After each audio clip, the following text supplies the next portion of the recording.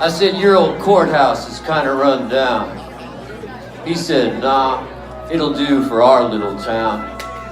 I said, your old flagpole's leaned a little bit, and that's a ragged flag you got hanging on it.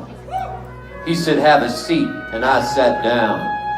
He said, is this the first time you've been to our little town? I said, I think it is. He said, I don't like to brag, but we're mighty proud of that ragged old flag. You see, that flag got a little hole there when Washington took it across the Delaware. It got powder burned the night Francis Scott Key sat writing it saying, say, can you see? It got a bad rip in New Orleans with Pakenham and Jackson tugging at its seams. And it almost fell at the Alamo besides the Texas flag. But she waved on, though. She got cut with a sword at Chancellorsville, and she got cut again at Shiloh Hill. There was Robert E. Lee and Beauregard and Bragg, and the south wind blew hard on that ragged old flag. On Flanders Field in World War I, she got a big hole from a Bertha gun. She turned blood red in World War II. She hung limp and low a time or two. She was in Korea and Vietnam. She went where she was sent by her Uncle Sam. She waved from our ships upon the briny foam, and now they've about quit waving back here at home. In her own good land here, she's been abused. She's been burned, dishonored, denied, and refused.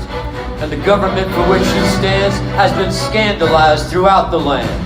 And she's getting threadbare, she's wearing thin, but she's in good shape for the shape she's in, because she's been through the fire before, and I believe she can take a whole lot more. So we raise her up every morning, and we bring her down slow every night. We don't let her touch the ground, and we fold her up right. On second thought, I do like to brag, because I'm mighty proud of that ragged old flag.